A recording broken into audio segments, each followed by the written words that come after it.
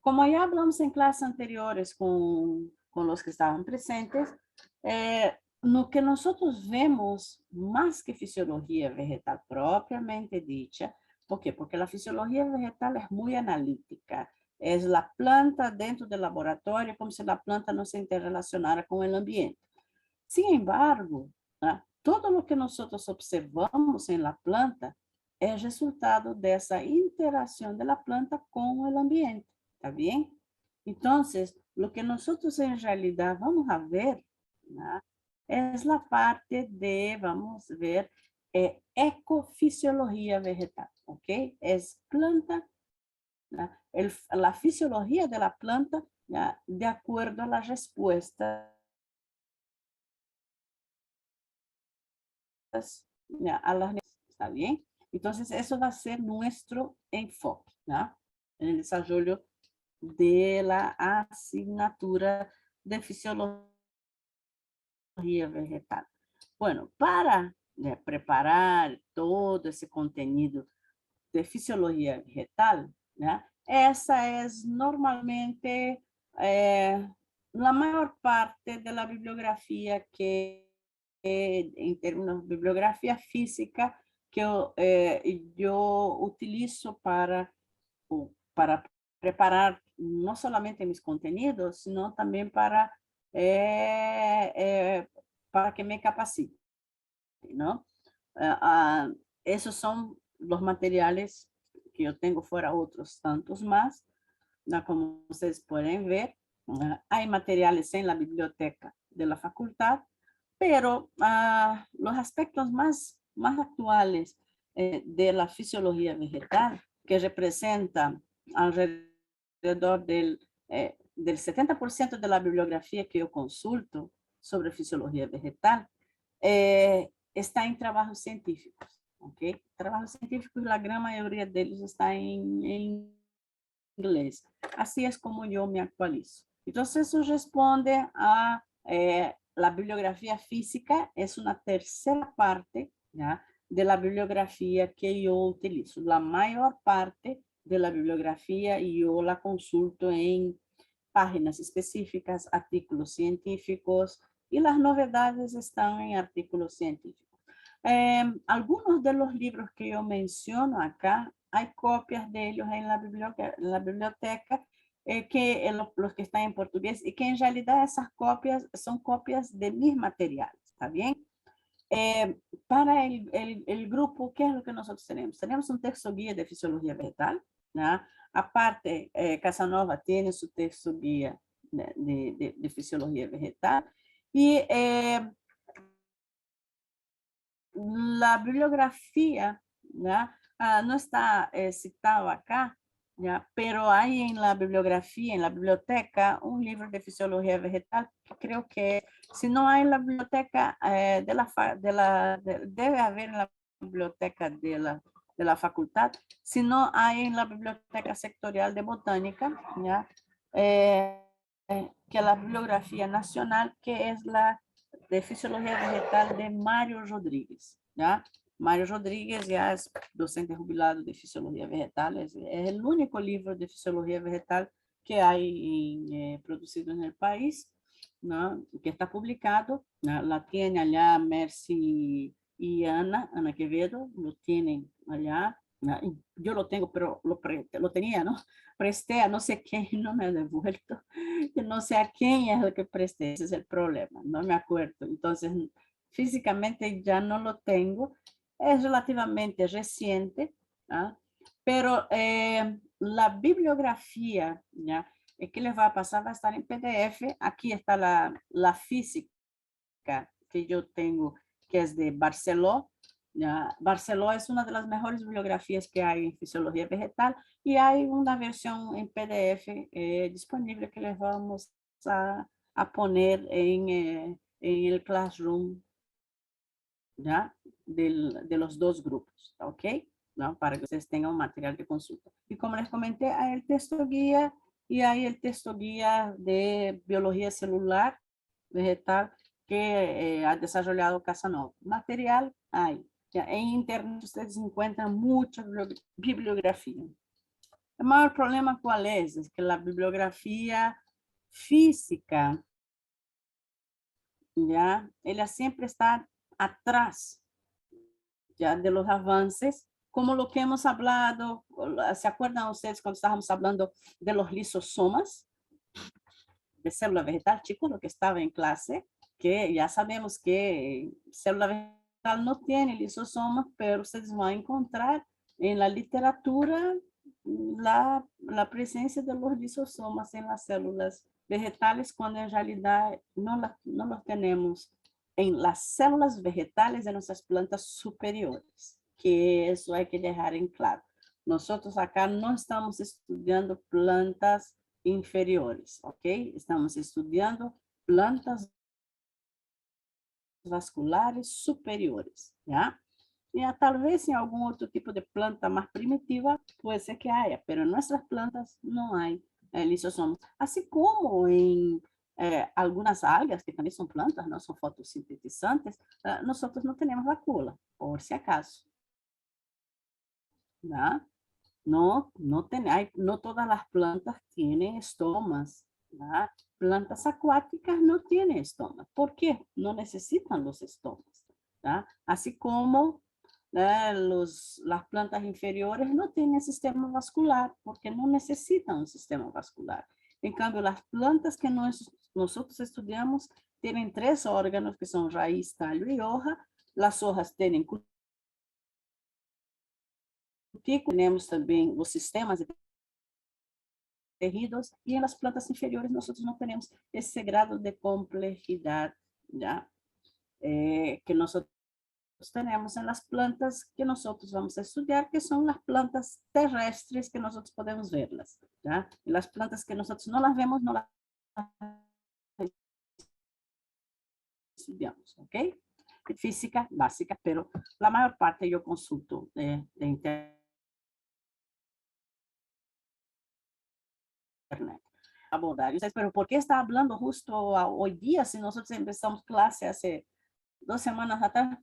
Porque yo sé que con la dinámica de la facultad, ¿no? De las adiciones, de los retiros y todo eso, yo siempre espero cuando ya esté el grupo básicamente formado para empezar a mostrar, digamos, lo que nosotros vamos a ver. Ya hemos avanzado algunas partes de eso, ya tenemos contenidos avanzados.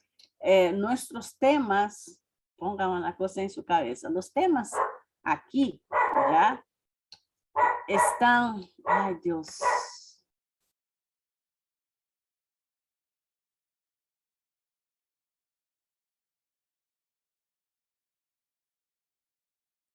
va a disculpar los perros. ¿Ya? Bueno, los temas, ¿ya? Están aquí ubicados como tema 1, tema 2, tema 3, 4, ¿ya? Se abrió un tema 6, un tema 7, pero en realidad, ¿no? Nuestro sistema no funciona de forma modular, ¿ok? Ya, tema 1, ya, chao, no. No, durante todo el desarrollo de la asignatura, ¿ya? Nosotros vamos a ver que los temas se entrerelacionan, se entremezclan y no podemos separarlos, ¿ya? Entonces, nosotros visualizamos una estructura sistémica, ¿ya? Y en los sistemas siempre vamos a tener interrelaciones.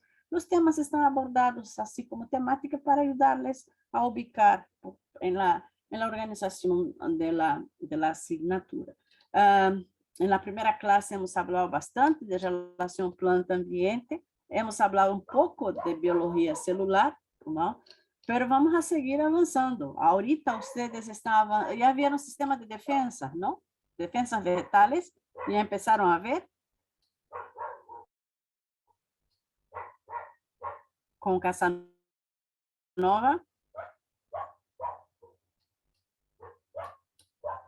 Vamos, chicos, con Casanova empezaron a ver defensa o no? No, ingeniera, todavía no. Todavía no, está en biología celular, ¿no? Pero Sí, ya todavía. hemos visto, allá se ha hecho la revisión de botánica, entonces voy a empezar con la biología celular, ¿ya? En la medida que vamos avanzando en biología celular, nosotros vamos a ver los factores de producción, crecimiento y desarrollo de la planta, que tiene que ver con la biología celular, ¿ya? Después sí, van a ver ahí el agua en la planta, que es el movimiento, de qué forma la planta saca el agua y los nutrientes del suelo, esos ascienden por la planta y él es perdido hacia la atmósfera, ¿ok? Y una vez que tengamos todos esos temas amarrados, ya, ahí entramos en fotosíntesis, sí, pero entramos en fotosíntesis, irónicamente, todavía dentro de la célula vegetal, ¿ya? Dentro de la célula vegetal, ¿ya?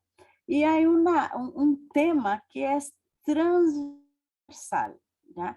Que es la fisiología de la planta bajo estrés, o sea, que es la fisiología del estrés, o como ustedes van a ver, la defensa de las plantas, ¿tá?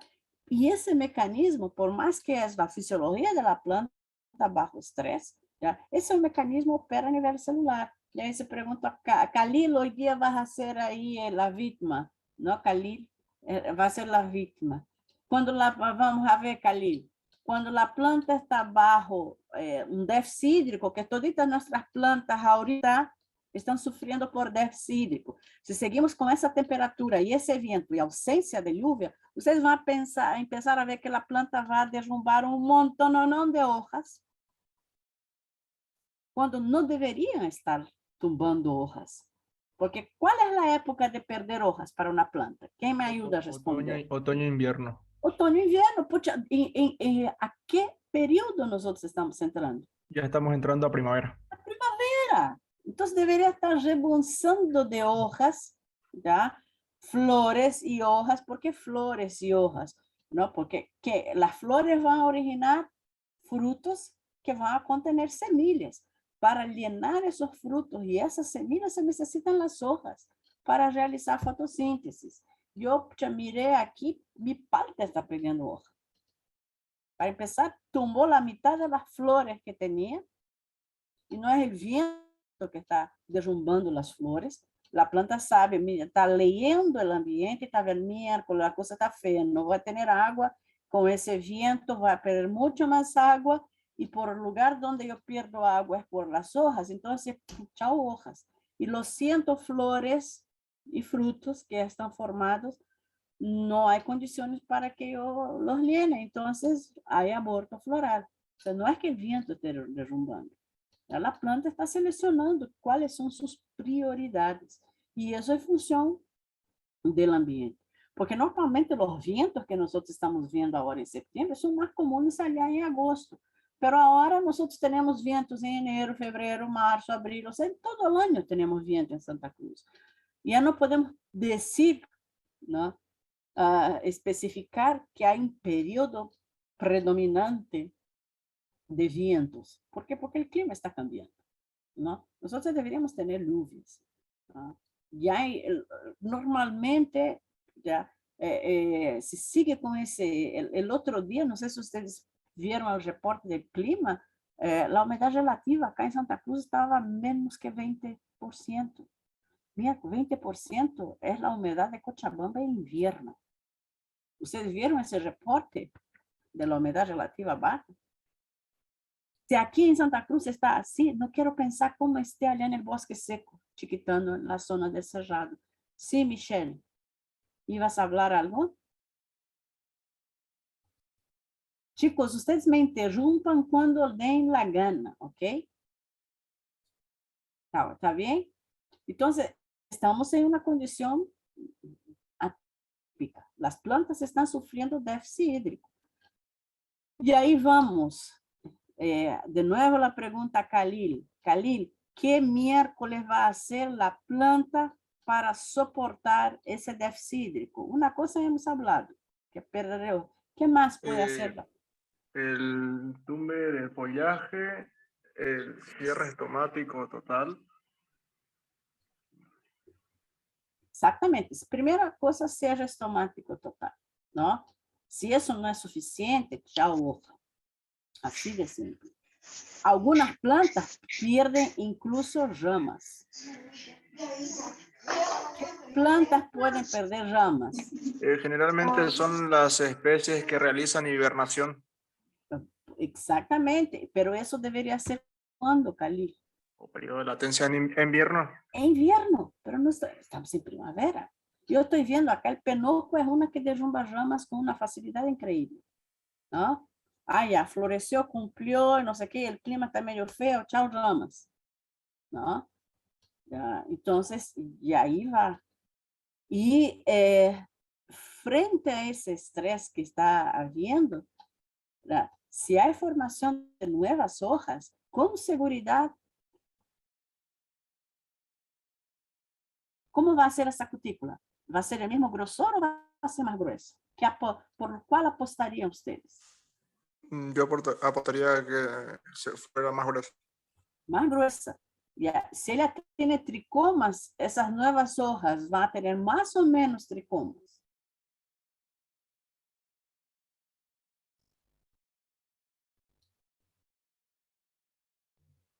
Los tricomas tienen una función importante en también evitar la pérdida excesiva de agua de la planta. Entonces, yo apostaría por más tricomas, ¿no? Entonces, todas esas respuestas, o sea, son respuestas que nosotros visualizamos en la planta,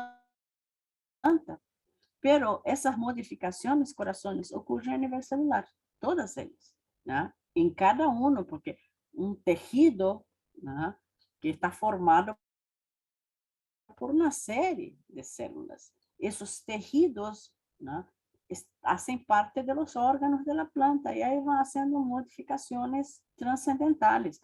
Posiblemente, digamos, las plantas que son más herbáceas, ¿no?, ese su tallo también busca mayores protecciones para evitar, ¿no?, la pérdida de agua, porque puede haber pérdida de agua. Y obviamente todo eso es lo que va a influenciar en las tasas de crecimiento y desarrollo vegetal, ¿no? Si la planta no tiene suficientemente síntesis, y si no hay suficiente fotosíntesis, no hay energía para crecimiento y desarrollo, así de simples. Entonces, como ustedes pueden ver, todos los factores están relacionados, ¿ya? Y uno de los factores que más va a influenciar en ese desarrollo vegetal es exactamente la fotosíntesis, ¿no? Es la fotosíntesis. Entonces, toda esa temática está interrelacionada y la fisiología de la planta bajo estrés, nosotros vamos a verla desde la primera, ¿no?, hasta el final. Es una transversal. Bueno, biología de semillas, ¿no? Si hay tiempo, nosotros vamos a ver, ¿ok? Si hay tiempo, nosotros avanzamos un poquito en biología de semillas, ¿no? Depende mucho de la demanda de ustedes en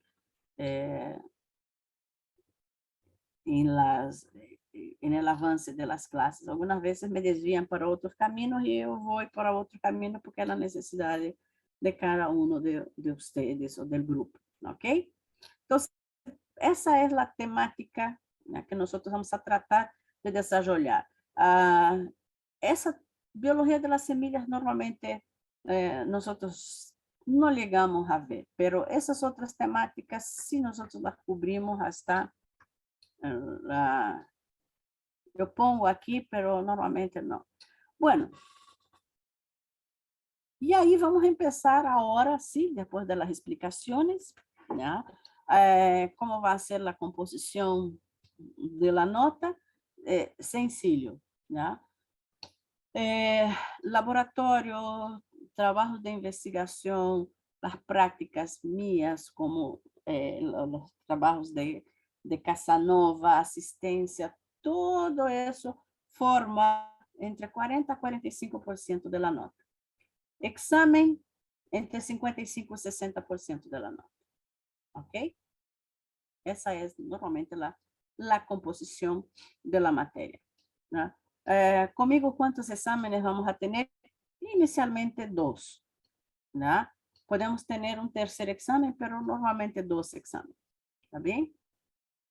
No se preocupen que yo no respeto el cronograma no hago primer parcial, segundo parcial, examen final con el contenido de toda la materia porque es mucha cosa. Entonces, normalmente hago un parcial cuando concluyo ya, todo lo que es célula y el otro parcial ya que va a involucrar relaciones hídricas, fotosíntesis, defensa vegetal. ¿Está bien? Muy bien. Entonces, como introducción, vamos a empezar un poquito diferente, Khalil, ahora, ¿ya? Vamos a integrar un poquito más aquí. ¿Qué piensan ustedes? ¿Cuáles creen ustedes, ya, que son las principales amenazas que nosotros tenemos a los sistemas agroecológicos, agroproductivos, o la terminología que me gusta, ¿no? Los sistemas agro-silvopastoriles, ¿ya? Porque es una tendencia a nivel mundial de establecer sistemas agro-silvopastoriles, donde se combine la agricultura, la ganadería y silvicultura. Incluido ahí, cuando hablamos de silvicultura, para los chicos de forestal, involucra productos maderables y no maderables del bosque. ¿Quién me puede dar un ejemplo de un producto no maderable del bosque? Vamos.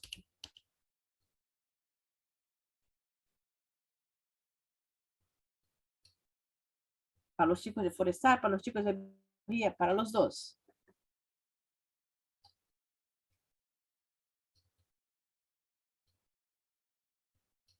¿Y qué es importante para Bolivia? Un solo. Quiero un ejemplo solo.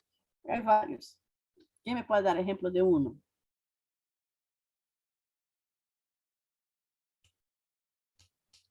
No sé, las semillas, podría ser. No, las semillas, hablemos de plantas perennes, o sea, plantas de bosque, ¿no? Cuando nosotros hablamos de bosque, nosotros tenemos los productos maderables, que son los que talamos para la madera, ¿no? Y los productos de las plantas que están en el bosque, que nosotros llamamos no maderables, porque yo no cosecho la madera, no me sirve la madera, pero sí puedo cosechar sus frutos, puedo cosechar sus semillas, como tú has dicho. Ahí sería el eje de uno, el caso de la castaña, por ejemplo, ¿no? El El producto cacao es igual. el cacao. ¿Qué más, Khalil? ¿Qué más?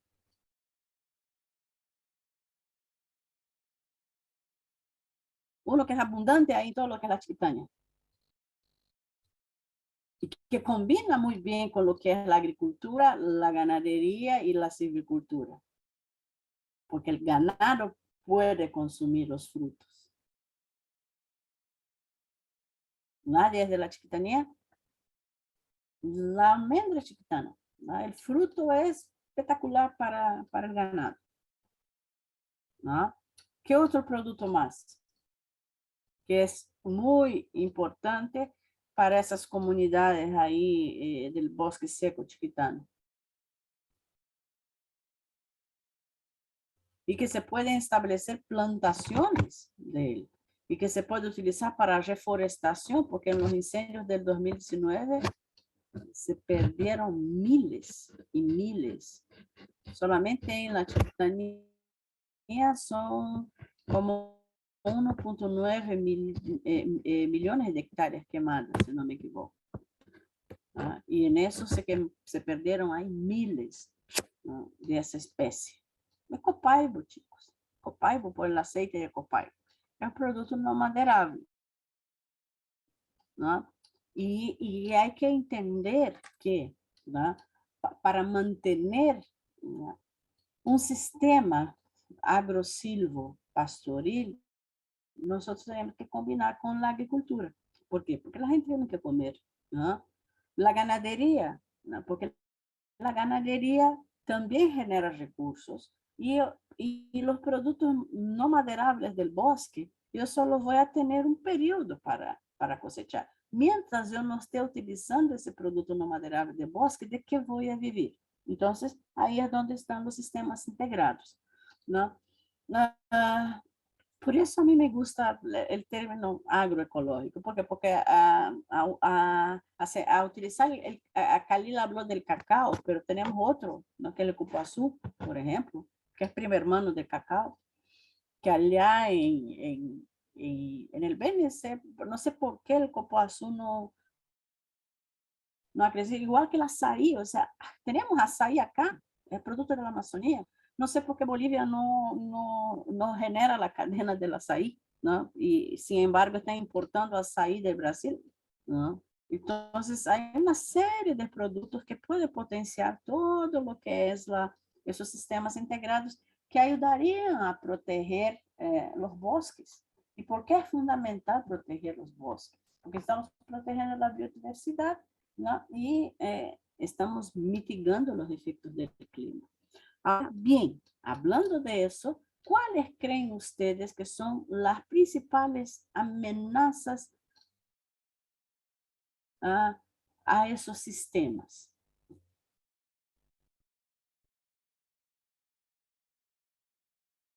Vamos, piensen cuáles son las amenazas que nosotros tenemos y que vivenciamos diariamente. ¿Cuál es? Una que está así, ping, ping, pelín, ¿cuál es? Vamos La mencionando. sequía, A ver si la sequía o el cambio las abrupto sequías, del clima, la oscilación térmica la constante. exactamente, una, el cambio climático, pero el cambio climático ya es, pero empieza por pequeños cambios locales, ¿no es cierto? Pero la principal amenaza a todos los sistemas, ¿no?, de producción es la sequía, ¿no? La sequía, pucha, si no tenemos agua, no hay producción de nada, hasta el bosque se pierde sin agua, ¿no? Piense ahí que el desierto de Sahara en algún momento fue un bosque frondoso, pero ahora es un desierto. ¿Qué ha pasado así? No sabemos qué ha pasado hace algunos miles de años atrás que transformó esa zona en bosque, ¿no? De bosque en un desierto, perdón, ¿no? ¿Qué motivos? No sé, ¿no? Pero vea, no, sequía, a ver, por favor, Clara, ¿cuál crees tú qué amenazas más hay? Vamos puntuando las amenazas.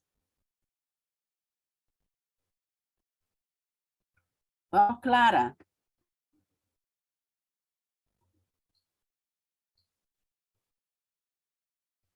Clara no está escuchando la clase. Alex.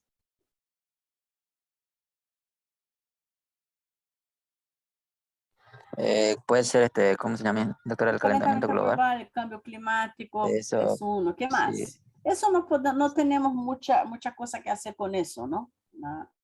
Pero aquí a nivel local, ¿qué amenazas más nosotros tenemos? Yo pienso que el cambio climático sería tal vez la Quizá última, ¿no? podrían ser Pero ¿qué otras los focos de calor por el chaqueo no controlado. el, no, ni siquiera, el chaqueo sí es una práctica, digamos, cultural común, ¿no? Pero ese es un problema serio, ¿no? Que al final, con ese clima como está, con ese viento como está, con esa humedad como estamos, vamos a tener incendios, ¿no? Y normalmente cuando nosotros tenemos sequía y esta, como dicen, ¿no? La desgracia nunca viene sola, ¿no? Siempre viene mal acompañada.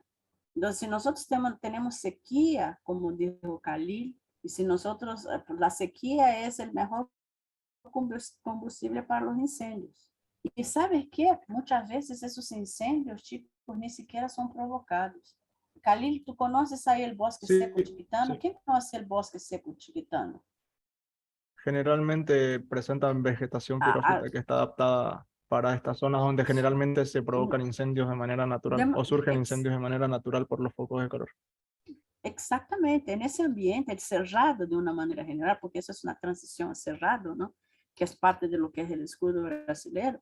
En ese tipo de vegetación, el fuego es un evento común, porque por mucho. Y las y las plantas pierden muchas hojas, ¿no? Y la temperatura es elevada y eso se genera. O sea, las hojas tienen aceites, entonces con una elevación se generan focos de calor que son espontáneos, no como los del 2019 que fueron focos criminosos, ¿no? Pero, y estamos viendo que cada vez más está generando. Cuando han visto que la Amazonía, la Amazonía era un lugar donde raramente veíamos fuego, ¿no? Y hubo incendio hasta en la Amazonía, en el Pantanal, imagínense, ¿no? Hubo incendios en el Pantanal. Y ahora estamos con incendios de nuevo, ¿no? Ya empezaron. Y seguimos con ese viento, va a ser nuevamente complicado. Entonces ya estamos, pues aquí incendio, ¿qué más? Chicos? ¿Qué más? Que desregula. Tal vez los temas de los asentamientos ilegales. Asentamientos ilegales, Cristian. Perfectamente. Los asentamientos ilegales, y ahí es donde la cuestión se vuelve preocupante, ¿no? Normalmente quien va a hacer agricultura no quema, ¿sabes? Quien quema es normalmente quien va a hacer ganadería. Ese es un problema, ¿no? La ganadería genera metano, ¿no? El metano genera más calentamiento global. Entonces es un ciclo, ¿no? Y es un ciclo. Porque normalmente quien va a hacer agricultura en larga escala no quiere una tierra que fue quemada porque sabe que el fuego desestructura el suelo. El fuego mata el equilibrio microbiológico que hay en el suelo. Ese suelo va a ser productivo, sí, 1 año, 2 años, máximo 3. A partir de ahí se agotan los nutrientes y ahí es un buen camino para que ese suelo se vuelva un desierto o se establecen pastizales, ¿no? Y para que se recupere ese equilibrio es complicado, ¿no? Entonces, después de mucho tiempo de pastizales, tal vez esa tierra se vuelva hábil para la agricultura, ¿no? No, pero hay esos asentamientos, como dijo Cristian, ¿no? Pecan por eso, ¿no? Como no conocen la zona, no conocen la región, se dotaron de tierras para gente que no está acostumbrada con el manejo de esas tierras. Ahí es más fácil, en vez de desmontar, hacer un desmonte equilibrado, meterle fuego, ¿no? Porque es más barato. ¿No? Entonces, esos asentamientos irregulares hacen eso, ¿no? Aquí no, pero en el Brasil, escucha, en los últimos 3 años, lo que se ha quemado en la Amazonía brasileira, con políticas fomentadas, infelizmente, por el mismo gobierno, ¿ya? Se ha quemado la Amazonía para sembrar pasto, para crear ganado, ¿no? Entonces, y ese es un problema, ¿no? Porque el bosque amazónico, esa zona, ese ecosistema es muy inestable, ¿no? Muy fácilmente esas zonas se desertifican, ¿no? Se vuelven desiertos muy fácilmente. Entonces, ahí vamos, esos asentamientos. Pero hablando de asentamientos que dijo Cristian, ¿ya? Vayamos aquí, yo estoy cerquita, porque yo estoy muy cerca del río acá, en la Guardia. Al otro lado del río yo tengo Porongo, y más allá de Porongo, ¿qué hay? ¿Qué zona tenemos ahí al otro lado del río? Ustedes que están en Santa Cruz, al otro lado del río, ¿qué hay? El boom de desarrollo urbanístico que hay en Santa Cruz. ¿Dónde está? ¿En Urubó? El Urubó. O sea, para hacer esos condominios enormes que hay en el Urubó, principalmente ese de techo, se ha desmontado hasta Portachuelo y más allá. Entonces, el crecimiento, ¿no?, de las áreas urbanas es una gran amenaza a las zonas agroecológicas. Y ahí uno se pregunta, pucha, pero ¿por qué tanto viento hay en Santa Cruz? ¿Quién cree ustedes que frenaba gran parte del viento que le llegaba a la ciudad? toda essa vegetação que foi removida. E aí tu vai ver aí, o teto são terrenitos de 300 metros quadrados, não são mais grandes que isso, e de aí asfalto, asfalto, asfalto, asfalto, asfalto, asfalto, então se perde infiltração, né? Se derrubaram uma grande quantidade de árvores, então todo isso genera uma ameaça tremenda a los sistemas agroecológicos, porque donde eu tenho uma massa vegetal de árvores, né, eu tenho uma regulação do clima, porque hemos hablado anteriormente, los bosques generan su lluvia. Entonces, si yo remuevo el bosque, ¿no? Yo estoy removiendo lluvia, estoy removiendo agua, y eso es un problema.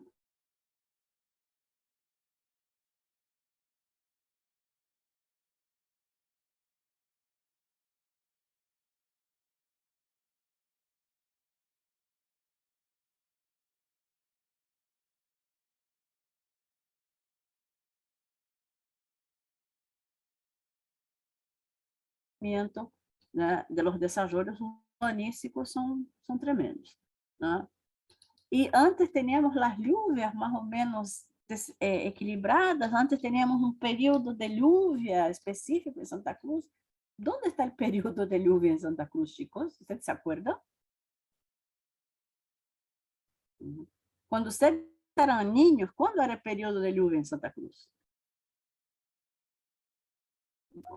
A partir de diciembre, enero, febrero. Febrero, ¿hay ese periodo de lluvias específico ahora en Santa Cruz o ya no hay?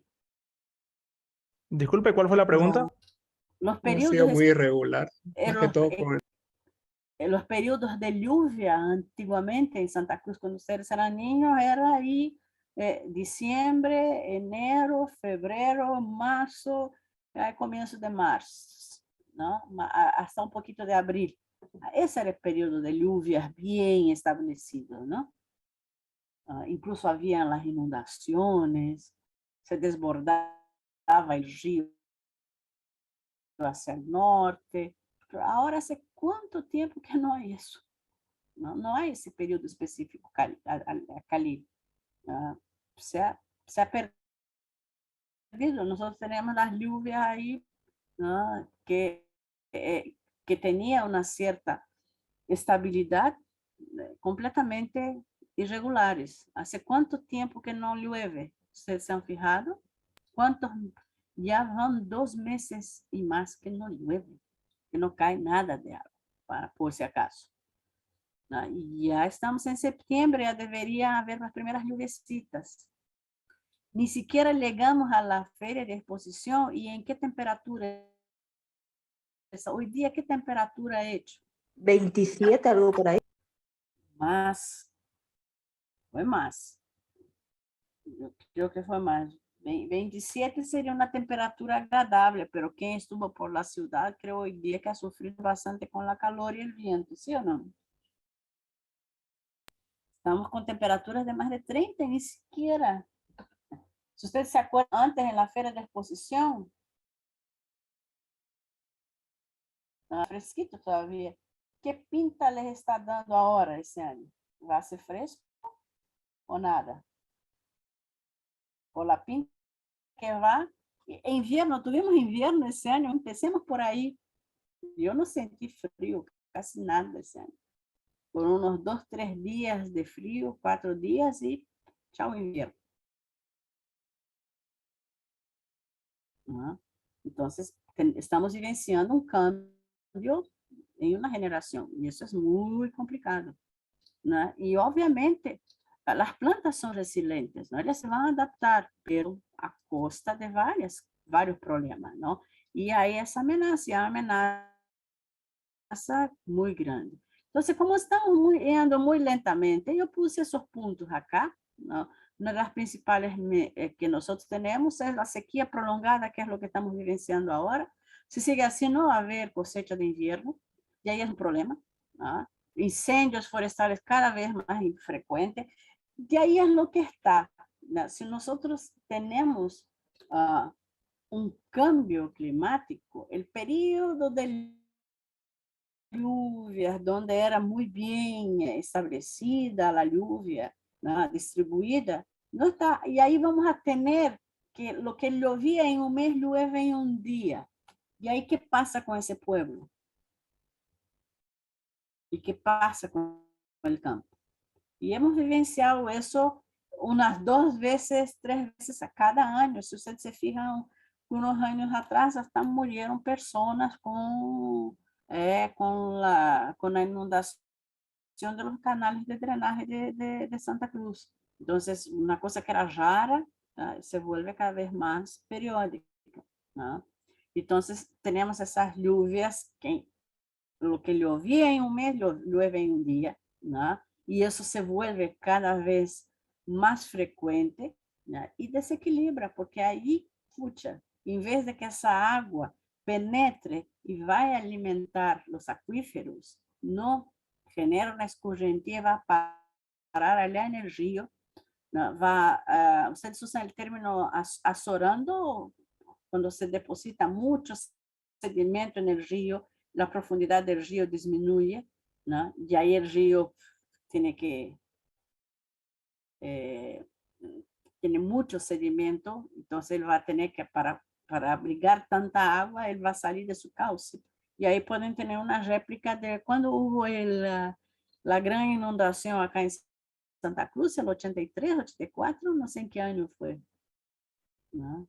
Que el río llegó hasta Equipetrol. No piense que no estamos con esa amenaza, principalmente con esas lluvias que llevan todos los sedimentos al río, ¿no? Después, ¿qué más genera todo eso? Nadie habló de los suelos. Lluvias intensas, frecuentes, compactan suelo. Si hay un suelo compactado, ya no hay infiltración. Porque con una lluvia intensa, ¿no? Con muchos milímetros, esas gotas muy gruesas, ellas tapan los poros del suelo, ¿ah? Y eso compacta el suelo. Por otro lado, ¿no? La actividad ganadera también compacta el suelo. La actividad agrícola que realizan los menonitas, por ejemplo, compacta el suelo, porque ellos utilizan siembra convencional. ¿Qué es la siembra convencional? Es esa siembra que remueve el suelo. Actualmente en la agricultura, si quieres ser más eficiente, tú realizas siembra directa. ¿Y qué es la siembra directa para ustedes? Y no podemos no hablar de eso, ¿no? Porque tenemos ahí unos más de 2, casi 3 millones de hectáreas en ese pueblo que son dedicadas a la agricultura, aproximadamente. La mayor parte de ellas se realiza siembra directa. ¿Qué es la siembra directa? Ya que yo no remuevo el suelo, ¿no? Entonces yo tengo un cultivo, ese cultivo cumple su ciclo y encima de ese cultivo yo abro un surco y siembro otro cultivo y ahí se queda esa camada, ¿ya? De hojas, de plantas que va aumentando la materia orgánica del suelo y ayuda a mantener humedad. Entonces hay una mínima remoción del suelo y se va formando más capas de materia orgánica que mantienen nutrientes y básicamente que mantienen humedad y evitamos que cuando se esté preparando el suelo con el tractor, los vientos lleven esa área. Entonces, ¿dónde tenemos el gran problema? El gran problema de erosión, que es la pérdida del suelo, es en las áreas donde nosotros no tenemos sembrado absolutamente nada. Que ahí, con esos vientos que hay, lleva el suelo, ¿no? Para otro lado. El otro gran problema que nosotros tenemos son la contaminación del suelo. ¿En qué lugares tenemos contaminación del suelo, chicos? A ver, vamos.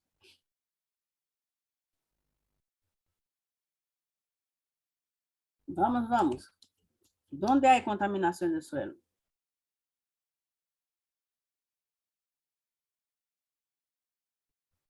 Como los chicos de biología, ¿en qué áreas hay contaminación del suelo? Vamos pensando.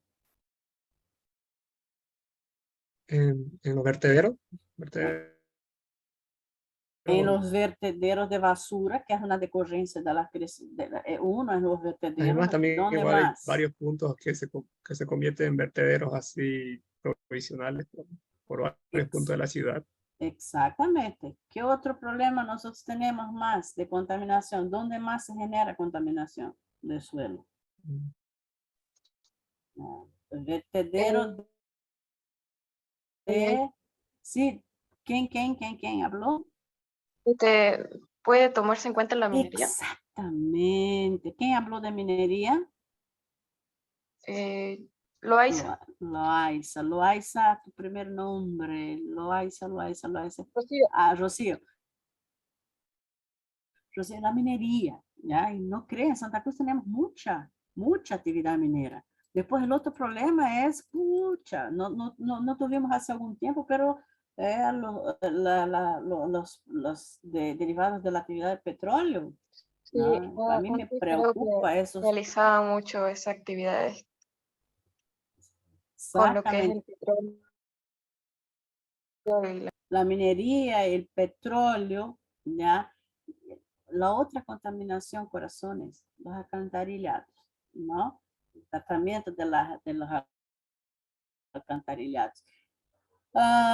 Donde nosotros tenemos los asentamientos irregulares, ¿la gente tiene alcantarillado? No. Va a tener, ¿qué cosa va a tener ahí? O van a hacer ahí sus necesidades en el río, en el suelo, o van a hacer ahí su pozo, ¿cómo se llama? Pozo séptico. Y eso contamina el suelo, y no solo el suelo, ¿no? Eso llega hasta las aguas, ¿no? Entonces, si tú haces un análisis de las aguas del Piraí, también me encantaría los chicos de biología que hagan un estudio de cómo están las aguas del Piraí para medir el nivel de contaminación que nosotros tenemos ahí, metales. Después tenemos la industria de otra que contamina, que es una maravilla, del cuero, ¿no? Libera ahí para el curtido del cuero, es terrible la cantidad de cosas. Y bueno, la erosión, usted sabe, ¿no? Lluvias fuertes erosionan el suelo, generan derrumbes, el viento erosiona el suelo, y suelo perdido es muy difícil recuperar. ¿Ustedes tienen idea de cuánto tiempo tarda formarse un centímetro de suelo fértil? Más o menos. ¿Tiene una idea o no tiene una idea? No. Para nada. ¿Sí o no, Dios?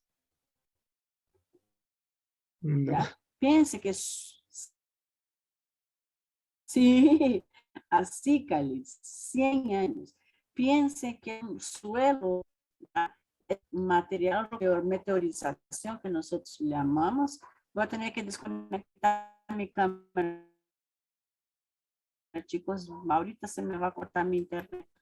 Entonces, ¿qué pasa? Ese proceso, hay un proceso de meteorización, después viene la actividad microcomposición, y eso tarda bastante tiempo en ese proceso.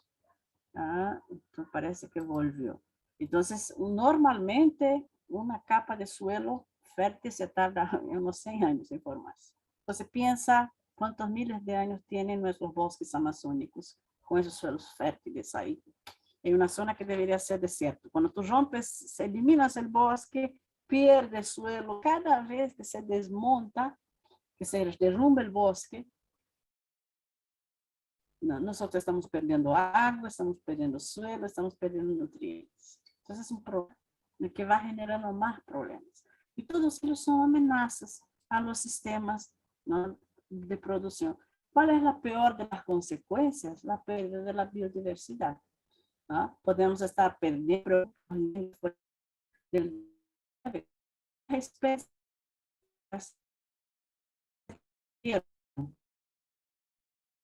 o sea, nativas que solo hay, de las que ni siquiera habíamos estudiado, que es el otro problema.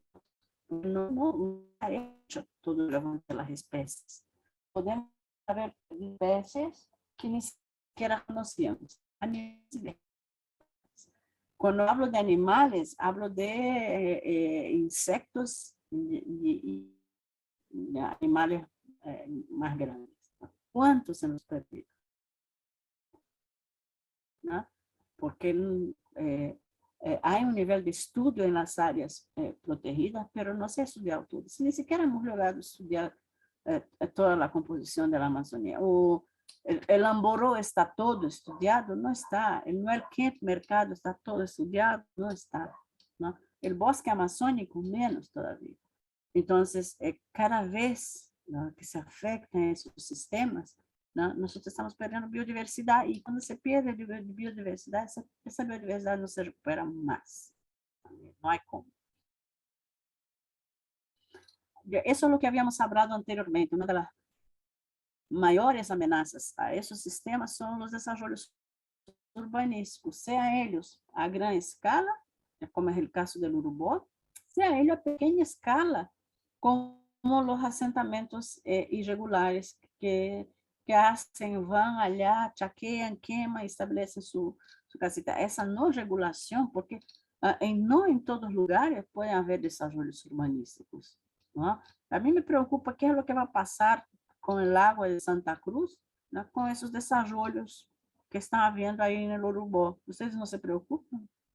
Que en realidad no es solo Urubó, no, llega hasta la Bélgica eso, ¿no? A toda esa zona, agarra Porongo, la Bélgica, Portachuelo, va más no sé dónde va, ¿no?, con esos condominios, con esos desarrollos que obviamente el cambio climático, todo que es una amenaza, el cambio climático, no pensemos en el cambio climático global, pensemos en el cambio climático local que nosotros ya estamos vivenciando. Y cuando nosotros tenemos todos esos problemas, ¿qué consecuencias nosotros vamos a tener? Un aumento de plagas, con seguridad, porque todas esas acciones generan desequilibrios, y los chicos de biología saben, para cada plaga hay un predador. Si yo elimino el predador de la plaga, ¿qué va a pasar?, ¿no? Entonces, eventualmente, de vez en cuando aparecen, pucha, esas plagas de langosta que destrozan todo. No hace mucho tuvimos plagas de langosta. Otra vez el año pasado no nos llegó acá, pero llegó al sur. Siempre que hay plagas de langosta, porque hubo un desequilibrio tremendo, ¿no? Y las langostas, mis amores, no tienen preferencia, ¿ya? Lo que sea, se lo destroza. No respeto absolutamente nada, ¿no? Y ese desarrollo de las plagas, ¿en qué interfieren más que en nada?, ¿no? Las plagas van a afectar principalmente la producción de alimentos, la seguridad alimentaria.